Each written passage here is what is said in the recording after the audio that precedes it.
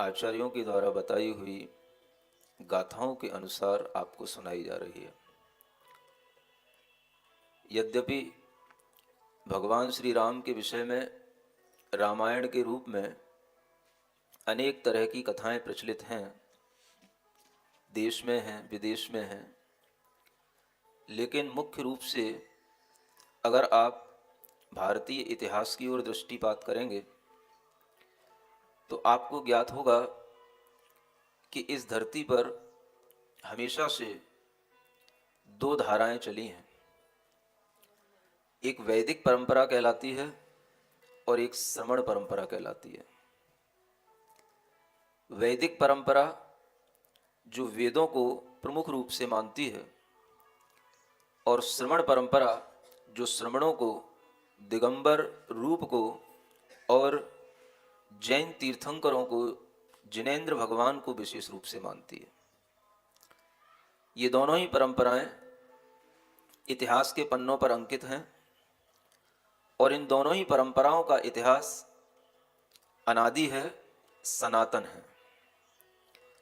जिस तरह से हम वाल्मीकि रामायण के माध्यम से वैदिक परंपरा के अनुसार भगवान श्री राम का चरित्र सुनते हैं, सबने सुना है, आपने भी सुना होगा, हमने भी सुना है, पढ़ा भी होगा और टीवी सीरियलों के माध्यम से देखा भी होगा।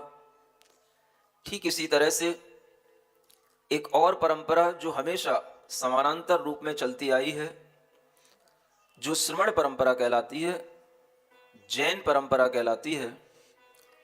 यह परंपरा 24 तीर्थंकरों को भगवान के रूप में स्वीकार करती है और इससे पहले भी अनेक अनेक भगवान हो चुके हैं, यह भी स्वीकार करती है।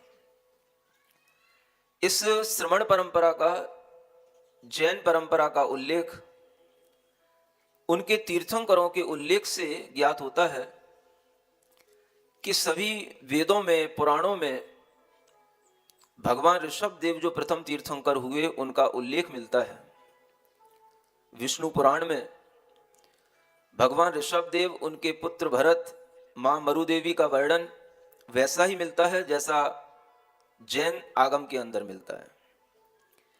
इससे स्पष्ट होता है कि जैन परंपरा अपने आप में एक सनातन परंपरा रही है और इस सनातन परंपरा को, जिस तरह से हम वैदिक परंपरा को सनातन परंपरा कहते हैं, उसी के पैरेलल ये परंपरा हमेशा से चली है।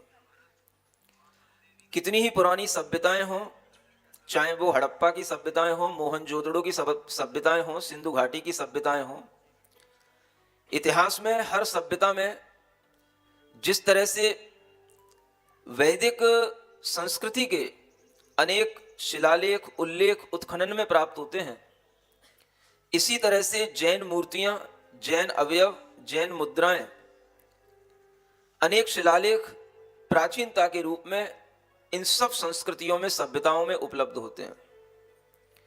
इसलिए हर उदार मना व्यक्ति को इस भारतीय संस्कृति का अगर समूचा अध्ययन करना है तो उसे वैदिक परंपरा के साथ साथ श्रमण परंपरा का भी बहुत अच्छे ढंग से अध्ययन करना आवश्यक है। यह परंपरा अन्य संप्रदायों की तरह अर्वाचीन, तात्कालिक नहीं है, जैसे बौद्ध हैं, सिख हैं, अन्य अन्य इत्यादि हैं। इनका एक उद्भव काल हमारे सामने है और ये सब ईसा के कुछ पहले या कुछ बाद के हैं। लेकिन भगवान ऋषभ देव जो प्रथम तीर्थंकर माने जाते हैं, उन तीर्थंकरों के बाद में 23 तीर्थंकर और हुए, 24 तीर्थंकरों की ये जो परंपरा है, यह परंपरा इस श्रमण धर्म को या जैन धर्म को बहुत प्राचीन सिद्ध करती है। और जब इसी परंपरा के अनुसार हम इन महापुरुषों का वर्णन सुनते हैं तो हमें ज्ञात होता है कि भगवान ऋषभ देव तो पहले तीर्थंकर थे, उनके बहुत समय बाद दूसरे तीर्थंकर हुए, उनके बहुत समय बाद तीसरे तीर्थंकर हुए और वो बहुत समय, असंख्यात वर्षों का काल तक बीतता है। उसके बाद में जब यह 20वें तीर्थंकर मुनिसुब्रत नाथ भगवान हुए उन मुनिसुब्रतनाथ भगवान के तीर्थ का जब काल चल रहा होता है तो उस काल में ये राजा दशरथ और उनके ये पुत्र श्री राम लक्ष्मण आदि का ये जो चरित्र चित्रण हमारे सामने आता है, ये कथानक सामने आता है, ये उस समय का है। उसके बाद और भी तीर्थंकर 20 तीर्थंकर, 20वें तीर्थंकर के बाद में 21वें तीर्थंकर हुए नमीनाथ भगवान, फिर उसके बाद में नेमिनाथ भगवान 22वें तीर्थंकर हुए, उसके बाद में पार्श्वनाथ भगवान 23वें तीर्थंकर हुए और उसके बाद 24वें तीर्थंकर भगवान महावीर स्वामी हुए, जो ईसा से 527 वर्ष पहले उनका काल माना जाता है।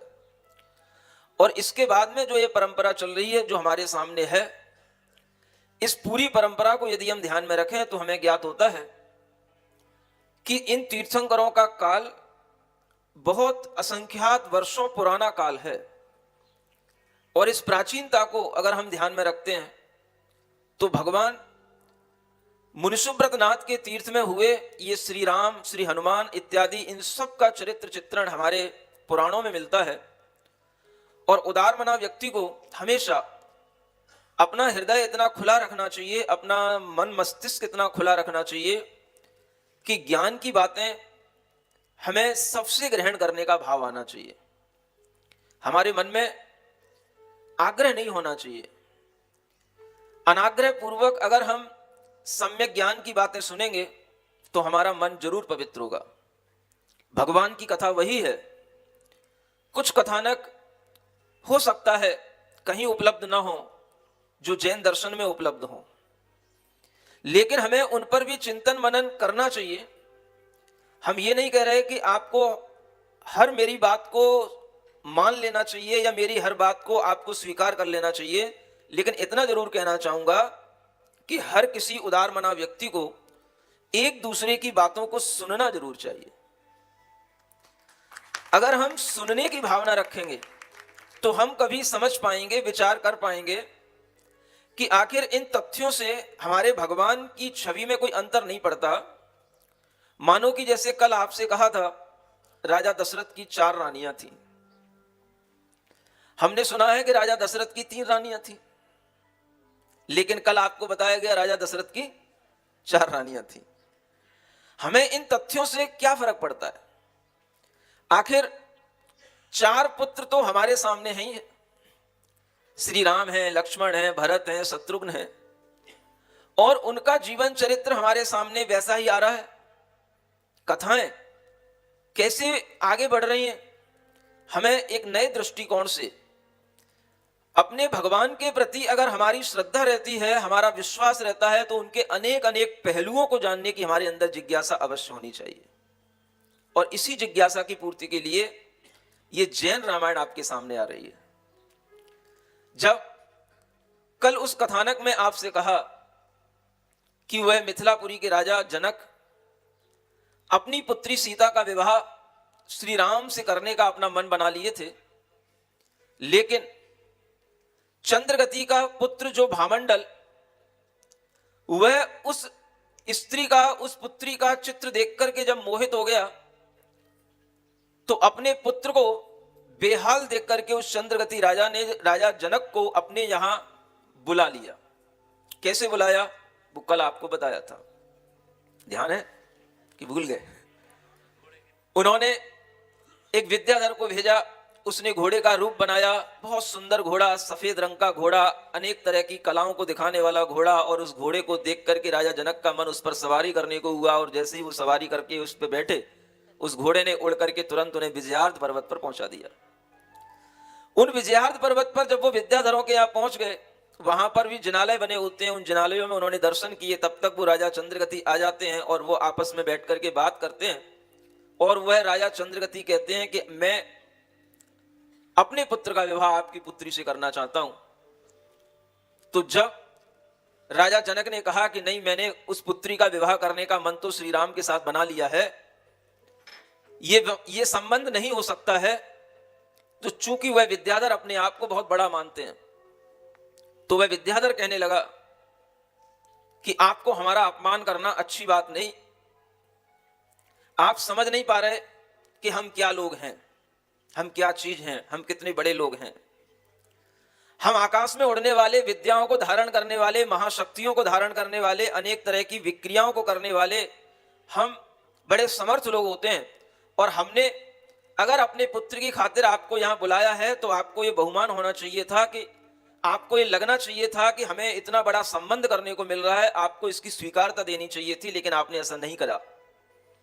ये जब चंद्रगति ने जनक से कहा और जनक ने चंद्रगति की बात को नहीं माना, तो फिर थोड़ा सा गुस्सा चंद्रगति को भी आया और थोड़ा गुस्सा फिर बाद में जनक को भी आया। जब चंद्रगति को गुस्सा आया तो वो कहता है, शिशोर विस्फले प्रीति निस्वस्य वदरादिषु ध्वांचस्य पादपे शुष्के स्वभावे खलु दुस्त्यज। वो कहता है, चंद्रगति, आपका यह इंकार करना ऐसा ही लगता है कि जैसे किसी बच्चे की विष फल में प्रीति हो जाए। बच्चा जानकार नहीं होता है, उसके सामने विष फल अगर अच्छा दिख रहा है, लाल रंग का दिख रहा है, तो वह उसे खाने लग जाता है। चंद्रगति कहता है कि आपकी यह प्रीति उन भूमि गोचरी उन लोगों में जो हो रही है, वो ऐसी प्रतीत होती है जैसे किसी निर्धन व्यक्ति के लिए बेर खाने में प्रतीति अच्छी लगती है। बेर खाने में उसकी प्रीति होती है। फल तो बहुत सारे होते हैं, लेकिन छोटे छोटे बेर खाकर के ही निर्धन व्यक्ति अपने आप को बड़ा मानता है। ऐसे ही आप जो है उन भूमि गोचरी तुच्छ लोगों के साथ में संबंध रखने को तैयार हुए और हमने आपको बुलाया है, आप हमारे इस संबंध को स्वीकार नहीं कर रहे हो। आपकी यह प्रीति ऐसी लग रही है जैसे कौवा होता है, उसकी सूखे वृक्ष की प्रति प्रीति होती है। ध्वांचस्य पाद पे शुष्के, सूखा वृक्ष होता है, उसे उस पर बैठ करके ही अच्छा लगता है, लेकिन सूखे वृक्ष का कोई महत्व नहीं होता है, कौवा उसी पर बैठता है। स्वभाव है खलु दुस्तज। ऐसा लग रहा है कि आपका स्वभाव भी इन्हीं लोगों की तरह है, जो आप अपने स्वभाव में बदलाव नहीं चाह रहे, आप हमसे अपना संबंध बनाना नहीं चाह रहे। जब चंद्रगति ने जनक से यह कहा और श्री राम के प्रति उस चंद्रगति विद्याधर का जब एटीट्यूड देखा, तो उस समय पर राजा जनक को भी थोड़ा सा गुस्सा आ गया, क्योंकि उन्होंने उन श्री राम की सामर्थ्य पहले देख रखी थी। जब वो आपत्ति में पड़े थे तब उन्हीं श्री राम और लक्ष्मण ने उनको आकर के बचाया था। बहुत बड़े मिलेच्छों के सरदारों से और मिलेच्छों के समूह से उनको उबारा था, तो वो उनकी शक्ति को जानते थे और उनके मन में विश्वास था कि नहीं, श्री राम से बढ़कर के कोई भी यहाँ पर पुण्यवान, कुलवान, रूपवान, योद्धा, शूरवीर नहीं है। और ऐसा विचार उनके मन के अंदर चलता है और उसी विचार के कारण से वह राजा जनक चंद्रगति से कुछ कहते हैं, और वो क्या कहते हैं आपके सामने आगे काव्य के माध्यम से आ रहा है। मर्यादा पुरुष श्री राम है सिद्ध प्रभु बलराम। मर्यादा पुरुष श्री राम है सिद्ध प्रभु बलराम। जो भी ले इनका नाम बिगड़े बनते सब काम। जो भी ले इनका नाम बिगड़े बनते सब काम। बात यह सुन जनक क्रोध में भर गए थे, जो कहने नहीं वह वचन कह गए। पक्षी उड़ते बहुत से हैं आकाश में, फर्क क्या उनमें तुम में बताओ जरा। तीर्थंकर व बलभद्र चक्रीश तक है इसी भू पे आकर जन्म धारते। हो पूजते जिनको आकर के अमरेश भी, हम न झूठी प्रशंसा करा चाहते। व्यर्थ श्री राम के गुण हम ना गा सके, यह संबंध ऐसा न छुड़वा सके। जनक राव के सुन वचन होए राव गंभीर। शर्त रखी है एक कठिन, धार हृदय में धीर। क्या कह गए? धार हृदय में धीर। राजा जनक उन चंद्रगति विद्याधर से क्या क्या कह गए? जो वचन उन्हें नहीं कहने थे वो भी कह गए। ऐसा क्यों कहा? ऐसा इसलिए कहा कि जो बड़े धीर वीर राजा होते हैं वो तुरंत क्रोधित नहीं होते हैं, कभी भी दुर्वचन नहीं बोलते हैं, किसी का अपमान नहीं करते हैं। लेकिन जब कोई उनके स्वाभिमान को ठेस पहुंचाता है, और जिनको वो अपना आदर्श मानते हैं और जिनके लिए अपना विश्वास रखते हैं, उनके लिए अगर कोई बुरा कहता है तो फिर क्षत्रिय राजा किसी भी तरह से उसको सहन नहीं कर सकते। अब क्षत्रिय सभी है, वह चंद्रगति विद्याधर भी कम नहीं है, राजा जनक भी क्षत्रिय हैं, श्री राम तो क्षत्रिय है ही है, लेकिन ये सभी महापुरुष एक दूसरे के प्रति सम्मान भी रखते हैं, लेकिन अपने आदर्शों के प्रति अगर कोई बुरा कहता है तो फिर इनका स्वाभिमान जब छिड़कता है, इनके स्वाभिमान को जब कहीं आघात पहुंचता है तो फिर ये भी पीछे नहीं रहते हैं। राजा जनक ने कहा, अगर तुम्हें इसी बात पर बहुत गर्व है कि तुम आकाश में उड़ते हो, तो आकाश में तो पक्षी भी उड़ते हैं। हमें ये बताओ कि उन पक्षियों में और तुम में क्या फर्क है। देखो, धीर वीर सूर को अगर छेड़ोगे तो फिर वो छोड़ेगा नहीं। उसी तरह से जब राजा जनक को छेड़ा गया और चंद्रगति ने कहा, तो फिर राजा जनक ने थोड़ा सा उनके लिए भी कहा और ये कहा कि एक बात बताओ, तुम्हें अपने विद्याधर होने का इतना अभिमान है, मैं मानता हूं ठीक है विद्याधर हो, आकाश में उड़ते हो, विद्याएं रखते हो, लेकिन मुझे अपनी भारत भूमि का बहुत बड़ा अभिमान है जहां पर बड़े बड़े तीर्थंकर और महापुरुष जन्म लेते हैं। बताओ, आज तक किसी विद्याधर श्रेणी में कोई तीर्थंकरों ने जन्म लिया हो, कोई महापुरुषों ने जन्म लिया हो, कोई चक्रवर्तियों ने जन्म लिया हो, बताओ। और जब यह बात उनसे कही गई तब उन राजा जनक ने कहा, देखो मैं कभी भी झूठी प्रशंसा नहीं करता, मैं कभी भी किसी के लिए अंधविश्वास के साथ भी नहीं चलता। मैं आपसे कह रहा हूं, श्री राम बहुत बड़े योद्धा हैं, गुणवान हैं, आप उनके प्रति किसी भी तरह का दुर्भाव न रखें। मैंने जिस तरह से उनके बारे में सोचा है, मेरी बेटी सीता का विवाह श्री राम से होगा, आप उस संबंध को छुड़वा नहीं सकते, इसके लिए आपको जो करना हो आप कर लेना। जब चंद्रगति ने यह सुन लिया तो फिर थोड़ा सा चंद्रगति के मन में भी विचार आया कि बात को बिगाड़ना नहीं है, बात को बनाना है, और बात को बनाने के लिए भी कई तरीके हो सकते हैं। और अगर हमारे लिए लग रहा है कि कोई भी संबंध नहीं बन रहा है तो एकदम से क्षत्रिय राजा का हार स्वीकार कर लेना भी उसे गवारा नहीं होता। वो सीधे सीधे हार भी स्वीकार नहीं कर सकता, इसलिए उसने एक शर्त रखी।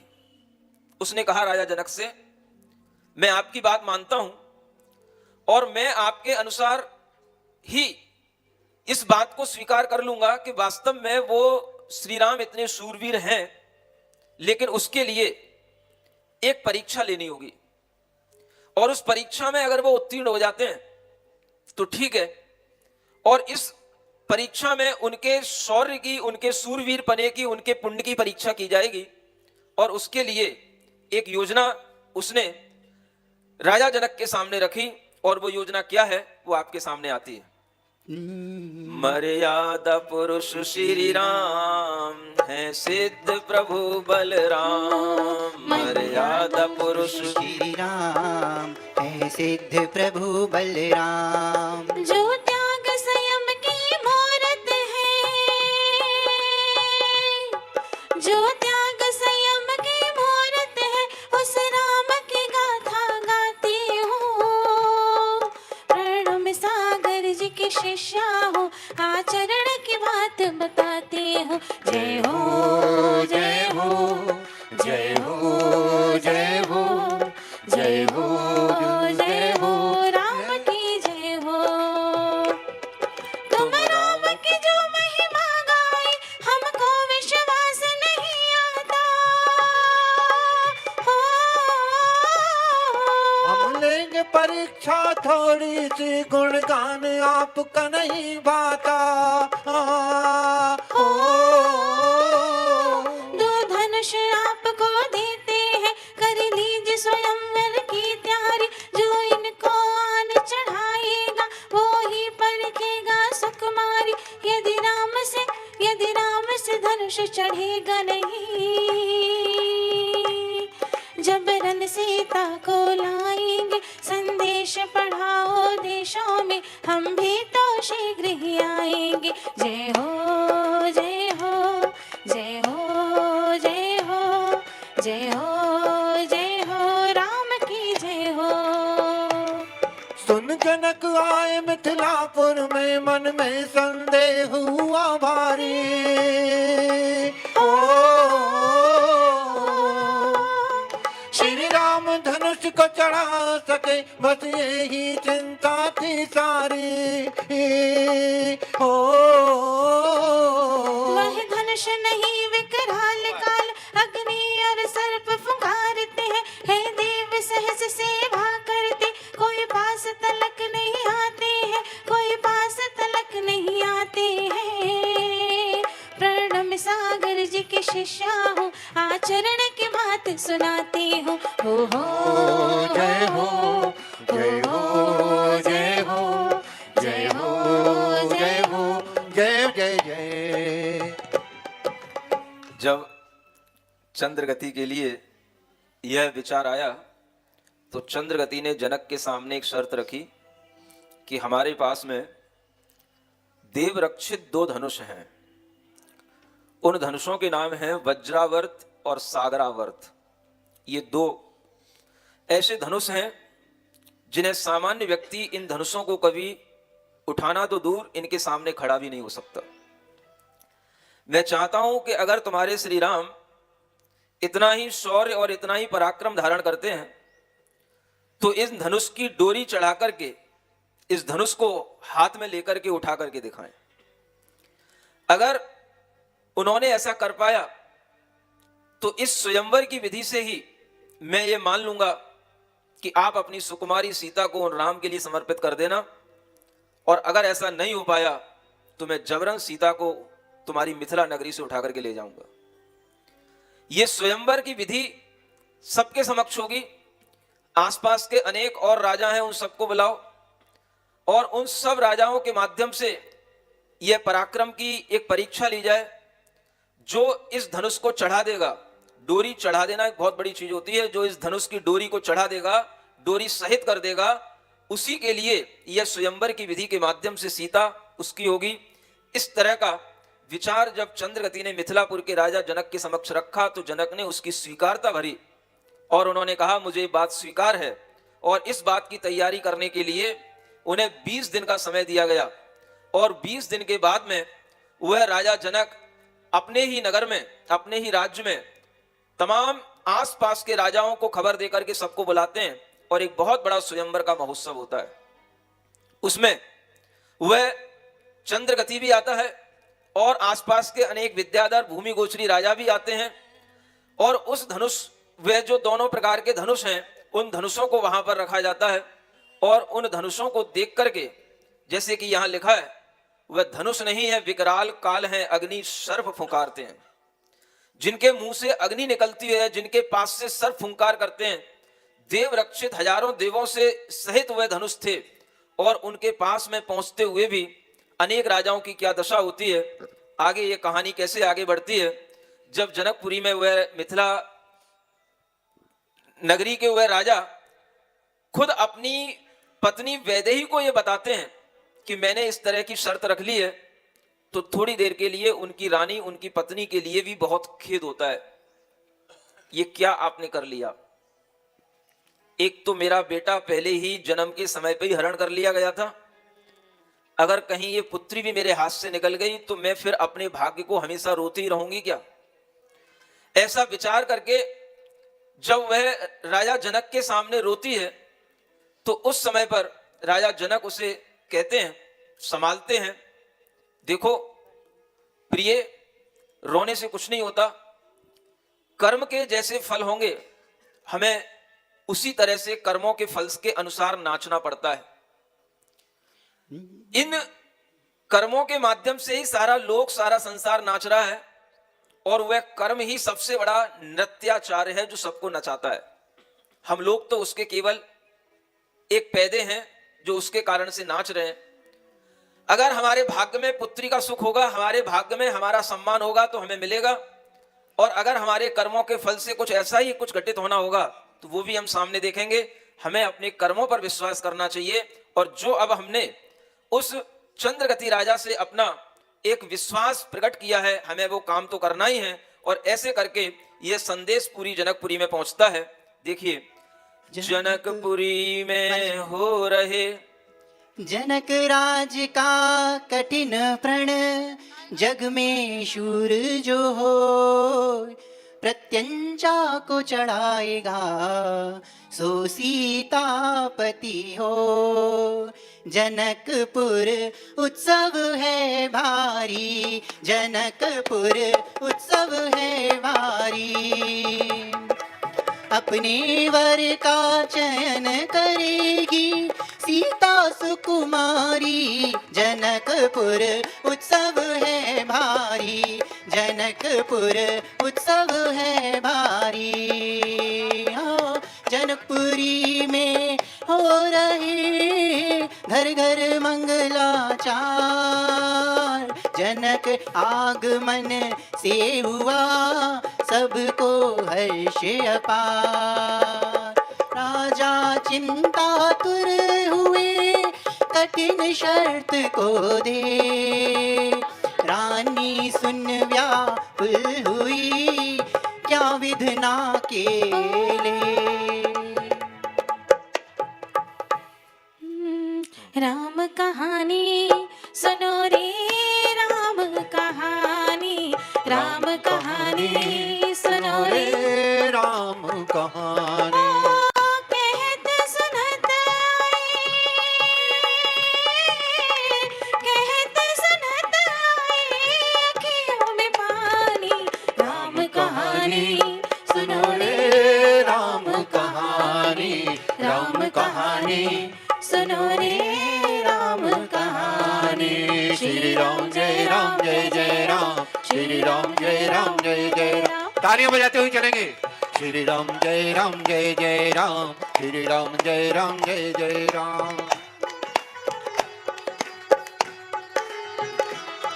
पहले तो पुत्र घर मेरा, क्या पुत्री भी अब जाएगी।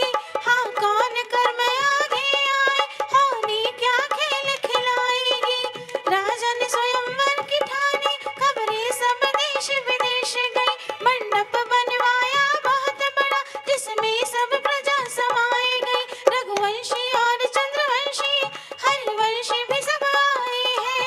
राजा ने कर सन्मान सभी का, आदर से बैठाए गए। सदगुने महल पर सीता थी, सखियों के मध्य विराज रही। एक दासी सब राजाओं के गुण रूप वंश बतलाए रही। इन धनुषों पर इस मंडप में जो पहली डोर चढ़ाएगा। हे राजकुमारी आज वही तुमसे बरमाल डलाएगा। ओ कहत सुनत आए अखियों में पानी। राम कहानी सुनो रे, राम कहानी, राम कहानी सुनो रे, राम कहानी। श्री राम जय राम जय जय राम, श्री राम जय राम जय जय राम। ओ श्री राम जय राम जय जय राम, श्री राम जय राम जय जय राम। सारी तैयारियां हो चुकी और स्वयंवर मंडप के लिए बहुत बड़ा एक मंडप बनाया गया और उसमें सब देश विदेशों के राजा बुलाए गए। उसमें सभी राजा थे। इक्ष्वाकु वंश के अंदर अनेक वंश और चले, जो रघुवंश कहलाए, चंद्र वंश कहलाए, सोम वंश कहलाए, हरिवंश कहलाए, नाथ वंश कहलाए। इन सब वंशों के राजा वहां पर अपने अपने सिंहासनों पर विराजमान हुए। जिन्हें अपने पुत्र का विवाह करना था वो अपने पुत्रों को साथ लेकर के आए, अपने राजकुमारों को साथ लेकर के आए। और सती उस सीता की रक्षा करने के लिए, चूंकि पहले से जनक को पता था कि अगर कहीं कुछ गड़बड़ हुआ तो सीता की रक्षा करना पहले जरूरी है, उस सीता को महल के ऊपर केवल देखने के लिए वहां पर उसको बिठाया गया। और उस सीता के आसपास 700 कन्याओं को उसके साथ में रखा गया। 700 कन्याओं से घिरी हुई वह सीता जहां बैठी हुई थी, वहां आसपास बड़े बड़े योद्धा, बड़े बड़े सामंत उसकी रक्षा करने के लिए नियुक्त किए गए थे। और इन सब सुरक्षाओं के बीच में वह स्वयंवर की तैयारियां हुई थी। और उस स्वयंवर में वह धनुष, जो दो बड़े बड़े धनुष थे, वज्रावर्त और सागरावर्त, वो उनके सामने रखे गए। और यह स्वयंवर की एक परंपरा होती है कि एक दासी, एक सेविका, वह रानी सीता को बताती है कि ये राजकुमार कौन है, कहां से आए हैं, किस देश के हैं, क्या इनके गुण हैं, क्या इनका शौर्य है। सबका बायोडेटा उसके पास में होता है और वह एक एक करके सबसे उनका परिचय कराती है और वह परिचय होता जाता है। सभी राजकुमार उस धनुष के पास तक आते हैं और सब अपने अपने शौर्य को दिखाने के लिए, देखने के लिए भी तैयार रहते हैं। और उसके साथ साथ जब इस तरह से यह कार्यक्रम चल रहा होता है तो आप देखें कि वहां पर और क्या क्या होने लगता है। खड़े हुए राजा जनक बोले वचन गंभीर, जो चाहे आगे बढ़े धनुष चढ़ाए वीर। राजा जनक ने ऐलान किया, इतने राजा यहां पर आए हैं, सभी अपने अपने सामर्थ्य की परीक्षा करें और जिसको आगे आना है वो आगे आए और एक एक करके सब धनुष चढ़ाने की अपनी सामर्थ्य को दिखाएं। और जब इस तरह से वह बात सामने आती है तो देखिए क्या होता है। धनुष चढ़ाने वीर जो आते, हार मान कर जाते, महाप्रलय धारी धनुषों को छूने तक नहीं पाते। हो प्राण गए तो क्या शादी, क्या सुंदर राजकुमारी, कोई कहे शील पालेंगे सदा रहे ब्रह्मचारी। हाय हम क्यों यहाँ आए जी, प्राण नहीं बचने पाए जी, धनुष नहीं काल हमारा, प्राण यदि बच जाए भाई ब्याह न करें दोबारा, ब्याह न करें दोबारा। वो धनुष इतने भयंकर थे कि अनेक राजा तो उसके सामने आकर के ही डर करके बैठ जाते थे और सोचते थे कि धनुष के पास तक जाने के लिए अपने काल को बुलाना ठीक नहीं है, क्योंकि प्राण बचेंगे तब तो राजकुमारी मिलेगी और अगर एक राजकुमारी नहीं मिली तो कोई बात नहीं, दूसरी तो मिलेगी, अपने प्राण बचाना है। ऐसा सोच करके अनेक राजकुमार उठे और अपने अपने स्थान पर बैठ गए। और फिर आगे क्या होता है, राजाओं को देखकर विकल और बेचैन धनुष और देखन लगे, श्री राम भर कर नैन। उठे धीर गति से बढ़े, आए धनुष के पास, आदि प्रभु को सुमर के धर हृदय विश्वास। वह वज्रावर्त और सागरावर्त देवों पुनीत कहलाते हैं, श्री राम के आते ही दोनों शिष्यों की तरह नम जाते हैं। जिस समय उठाया वज्रावत भूमंडल सारा कांप गया, सारे राजाओं के मन पर एक सांप समानो लौट गया। और उधर उठा लक्ष्मण जी ने सागरावर्त को तान दिया, जब बाण उठाया हाथों में तब राजाओं का प्राण गया। श्री रघुकुल कोमल कमल नयन को पहनाओ जयमाला, पहनाओ जयमाला, मर्यादा पुरुष को वरन का अवसर फिर नहीं आने वाला, फिर नहीं आने वाला। वरमाल कंठ में पहनाती वह पुलक प्रेम में सकुचाई, जो विद्याधर वहाँ आए थे, लक्ष्मण को देख हर्षाए गए, निज अष्टादश कन्याओं से वो उनका ब्याह रचाए गए।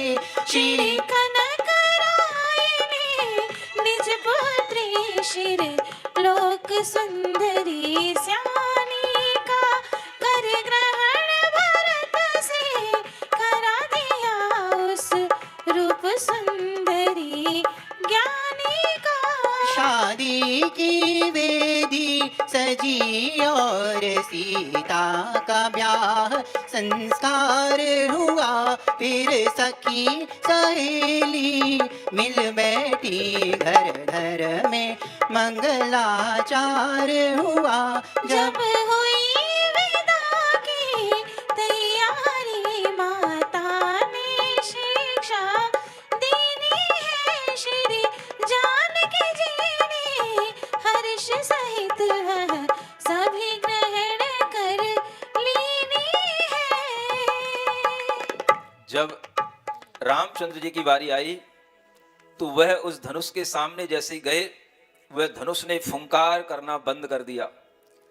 उसके मुंह से जो आग निकल रही थी वो आग एकदम से ठंडी ठंडी हवाओं में बदल गई, और उन्होंने उस धनुष को ऐसे उठा लिया जैसे कोई कमल का फूल अपने हाथों से उठा लेता है, और उस डोरी को उस प्रत्यंचा पर चढ़ा करके उन्होंने जब हाथ में लेकर के उस पर बाण रख करके उसे तानने की कोशिश की, तो अनेक तरह के गंधर्व और किन्नर देव आकर के उनकी प्रशंसा करने लग गए, और उस समय पर जय जयकारों से सारा सभा मंडप गूंजने लग गया।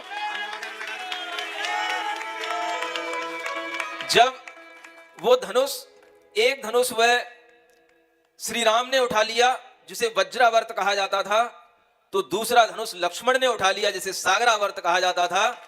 और उस धनुष को जब उन्होंने उठा लिया तो अनेक विद्याधर लोग वहां बैठे थे, उन विद्याधर लोगों ने लक्ष्मण के लिए भी अपनी कन्याओं को प्रदान कर दिया, और 18 कन्याओं के साथ लक्ष्मण का भी विवाह वहां पर संपन्न करने की तैयारी की गई थी।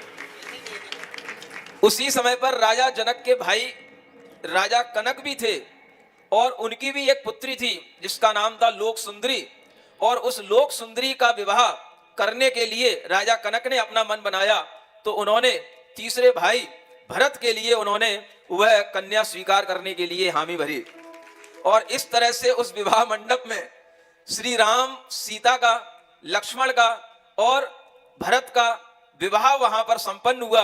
और सब विवाह की तैयारियां होने के बाद में सब तरह का मंगलाचार हुआ, और उस विवाह को सब लोगों ने देखा, सराहा, और जो विद्याधर लोग देश विदेश से अनेक राजा आए थे वह किसी तरह से लज्जित होकर के अपने अपने स्थानों को चले गए। और जब वहां से विदा होने के लिए सीता की बारी आती है तो उस समय पर उस जानकी के लिए, जानकी क्यों कहा जाता है? जनक की पुत्री जानकी कहलाती है। उस जानकी सीता के लिए कुछ शिक्षा दी गई कि बेटा दूसरे के घर में जा रही हो, क्या तुम्हें वहां पर करना है, वो शिक्षा आपको यहाँ पर गजल के रूप में सुनाई जाती है। विदा हो कर के अब बेटी तुम अब ससुराल जाओगी, मुझे आशा यही भारी सुयश कुल का बढ़ाओगी। तेरी माता कौशल्या है, हुक्म उनका बजाना तुम, पिता दशरथ जी को मानो तभी सम्मान पाओगी। रानी और सासू को करो आदर सहित सेवा, इसी सेवा की मेवा से वहाँ तुम प्रेम पाओगे। सीता को शिक्षा दी किसने? सीता के माता पिता ने। तुम जा रही हो, अब तुम्हारी माता ये विदेहा नहीं, अब तुम्हारी माता कौशल्या कहलाएगी, और तुम्हारे पिता अब दशरथ जी होंगे। और जिस तरह से तुमने यहां पर अपने माता पिता का लाड प्यार पाया, वहां पर जाकर के भी उन सास और ससुर की इस तरह से माता पिता समझ करके सेवा करना, उनका हुक्म बजाना। हुक्म बजाना समझते हो? जो हुजूर मेरे आका, हुक्म बजाने का मतलब जी हुजूरी करना भी होता है, और जो हुक्म मेरे आका माने जो वहां पर कहा जाए उन्हें आका समझ करके उसको स्वीकार कर लेना। ये जब शिक्षा दी जाती है बेटियों को, तब जाकर के वो पर घर में भी एक इस तरह का वातावरण तैयार कर लेती हैं कि उन्हें कभी ये नहीं लगता कि मैं अपना एक घर छोड़ करके आई थी, उन्हें दूसरे घर में जाकर के भी उसी तरह से माता पिता, भाई बहन, दौरानी जिठानी आदि सब उन्हें उसी तरह से पालने लग जाते हैं, उसी तरह से देखने लग जाते हैं। इस तरह की ये भारतीय परंपराओं में बेटियों को शिक्षा दी जाती थी जब बेटियां एक घर से दूसरे घर में विवाह करके जाती थी और इस शिक्षा का वो पालन करती थी। इसी कारण से बेटियां खुश रहती थी, सुखी रहती थी और उनकी सेवा के माध्यम से जो उन्हें प्रेम मिलता था उसके कारण से कभी उनके मन में भाव नहीं आता था कि मैं ये घर छोड़ करके अब किसी दूसरे घर में चली जाऊं, मैं अपने पति को छोड़ दूं, मेरे यहाँ पर सास ससुर मुझे परेशान कर रहे हैं। डाइवोर्स की कोई कल्पना भी तब संभव नहीं थी। समझ में आ रहा है? जहां आज ये वैधानिक नियम बन गया है, ऐसे इस कलिकाल में हम सोचें कि जब हमारे पास में किसी भी तरह के नियम, कानून, सुविधाएं होती हैं तो हम लगभग कभी कभी उन कानूनों के अनुसार ही अपने आप को चलाने लग जाते हैं और हम सोचते हैं कि ये कानून हमारे लिए बने हैं तो शायद इसीलिए बने हैं कि जब मन आए तब मैं किसी को धमकी दूं, जब मन आए तब मैं घर छोड़ने की बात करूं और जब मन आए तो मैं पति को भी छोड़ दूं, पिता को भी छोड़ दूं।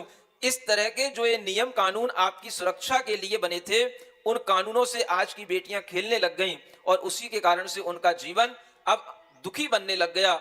सभी के लिए ये सीख यहां से लेनी चाहिए कि हम जिस घर में पहुंचती हैं उन घर में पहुंच करके वहां के लोगों को अपना बनाने की अगर कला बेटी के अंदर आ जाती है तो यही कला सबसे बड़ी कला कहलाती है, परिवार चलाने की कला।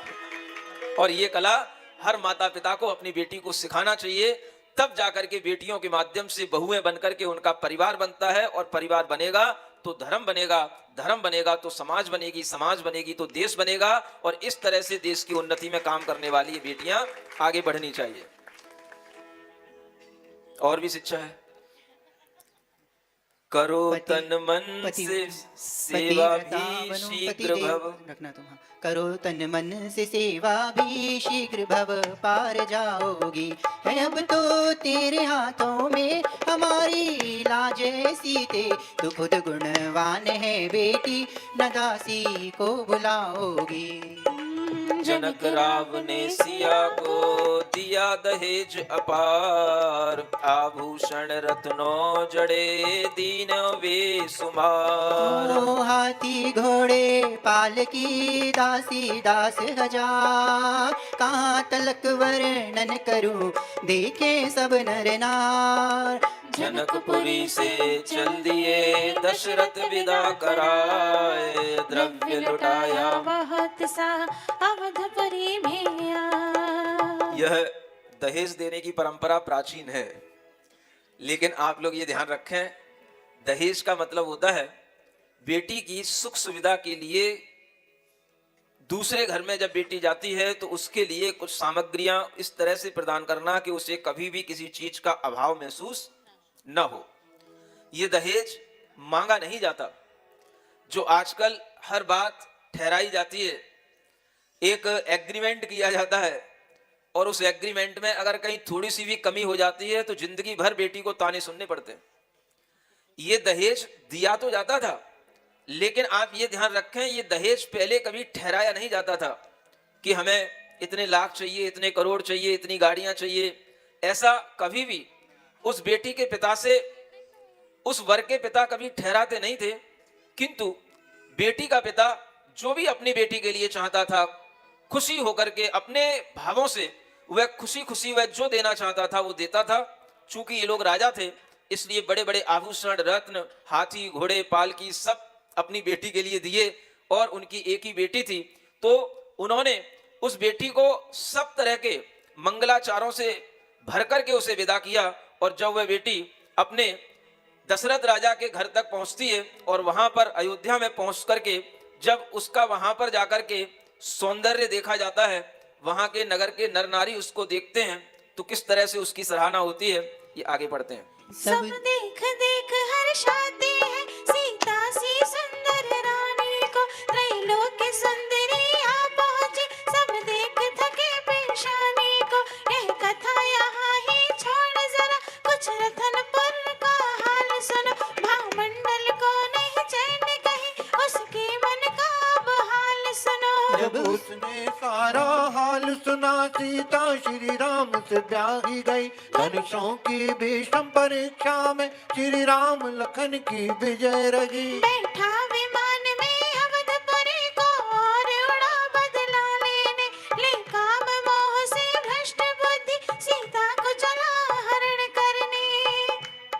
जब यह मंगलाचार अयोध्या में होने लगता है तो वहां तो अब हो ही रहा है, थोड़ी सी कथा अब उस ओर भी जाती है, उधर भी देखो जिसके लिए ये सब हुआ था। वह भामंडल उस स्वयंवर के मंडप में आया नहीं था, क्योंकि चंद्रगति राजा ने कहा था अगर उस धनुष पर वह डोरी श्री राम नहीं चढ़ा पाए तो मैं उस सीता को हरण करके ले आऊंगा। इस कारण से चंद्रगति विद्याधर अपनी सेना के साथ तो आया, लेकिन भामंडल वहां नहीं पहुंचा था। जब भामंडल को यह पता पड़ा कि जिस सीता के लिए हम दुखी हो रहे हैं, जिस सीता के लिए हम मोह में पागल हो रहे हैं, उस सीता का विवाह आखिरकार श्री राम के साथ हो ही गया, तो वह भामंडल लज्जित होते हुए अपने पिता के सामने उसे कुछ नहीं कहना चाहिए था, फिर भी कहने लग गया, क्योंकि काम व्यथा में आदमी सब मर्यादाएं भूल जाता है। और उस समय पर उसने अपने सामने खड़े हुए विद्याधरों के समक्ष, अपने पिता के समक्ष ये बात कही कि आप बहुत बड़े बड़े गुण गाते थे, विद्याधर हैं हम बड़े बड़े राजा हैं, हमारे पास बहुत शौर्य है, सेना है, शक्तियां हैं, कहां गई तुम्हारी शक्तियां? एक सीता को भी हमारे लिए लेकर के नहीं आ पाए, तुम सब कायर हो।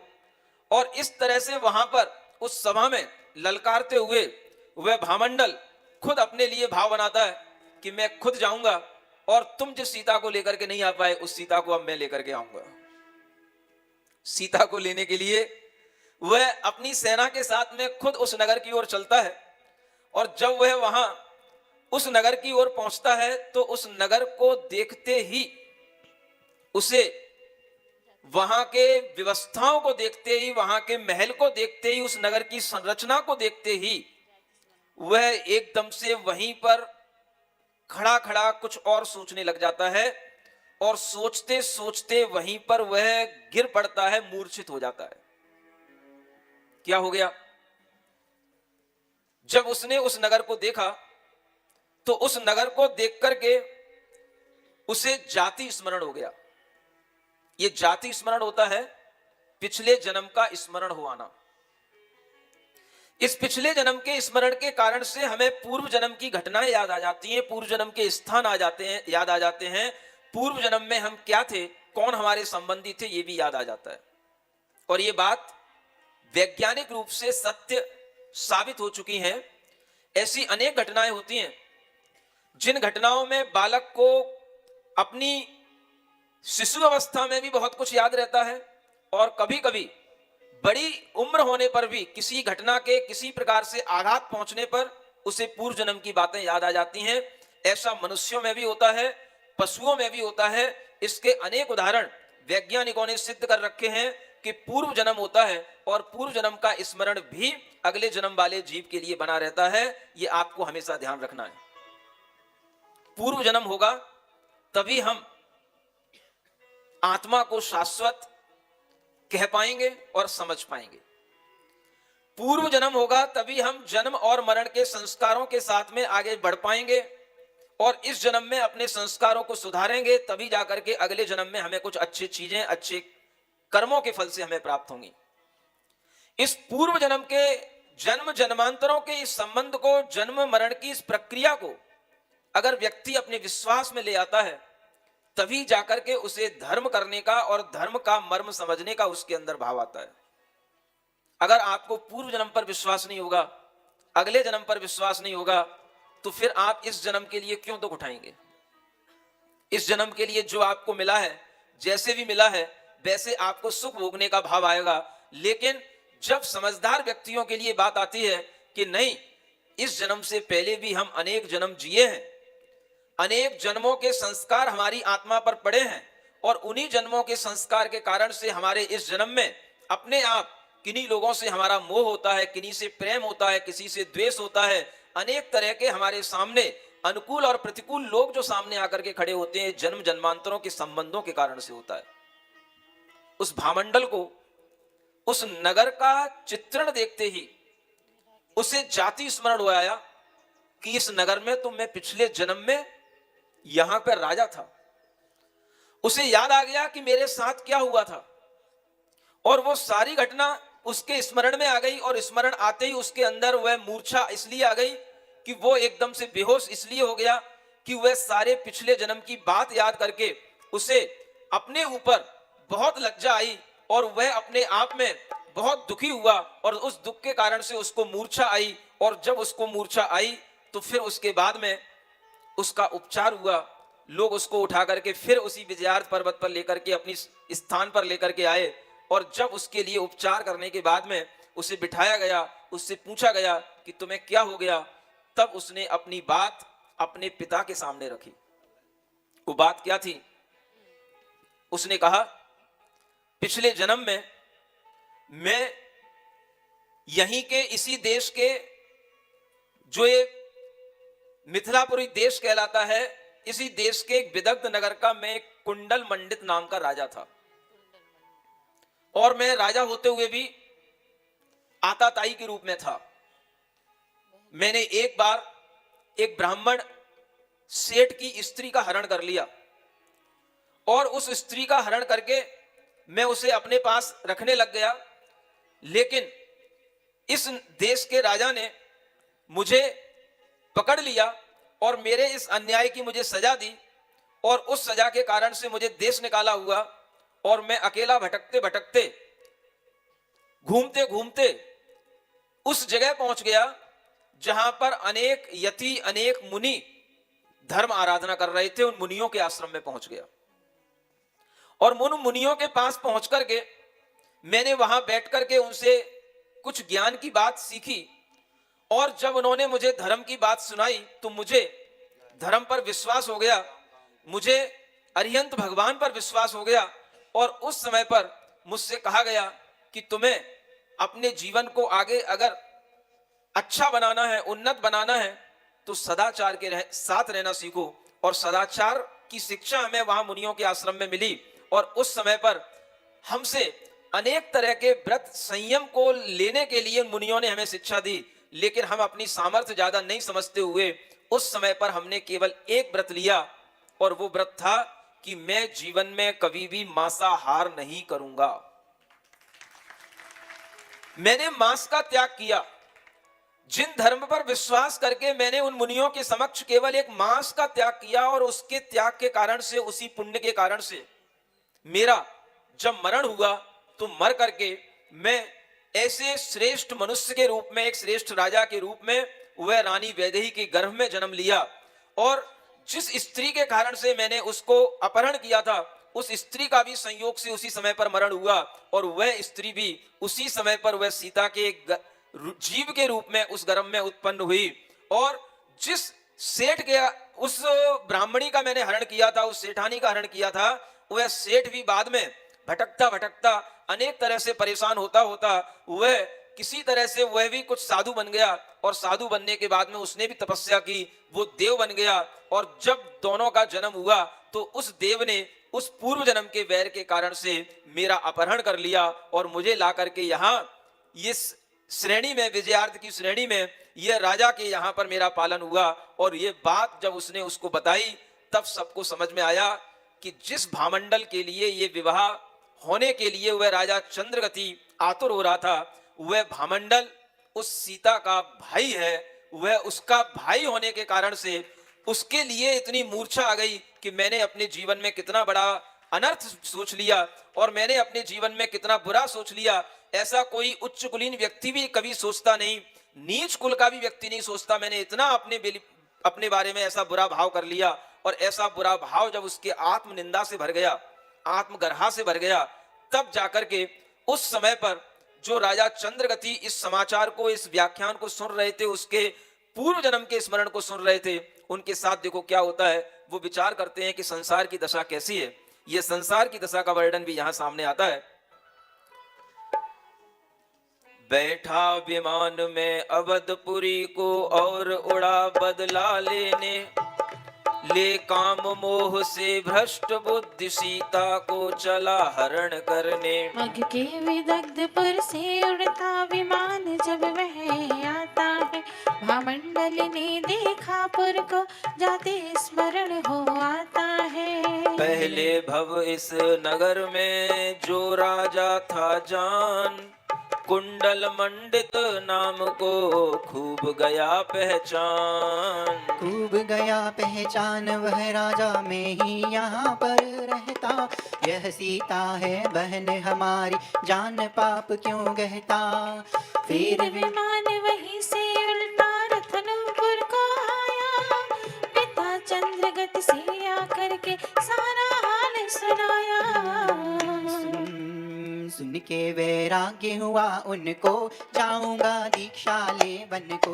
अयोध्या सब मिल आए, मुनि संग जो वहाँ पे ठहरा, उनको गुरु बनाए। उनको गुरु बनाए, उनको गुरु बनाए। भामंडल के इस वृत्तांत को सुनकर के उसके पिता राजा चंद्रगति को वैराग्य हो गया।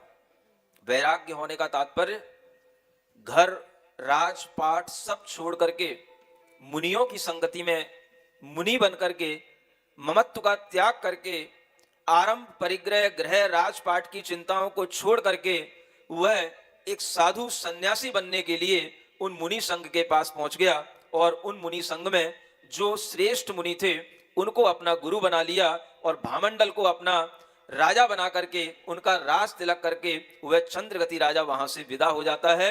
यह इस घटना से उसके अंदर संसार की असारता का इस तरह का ज्ञान हो जाता है।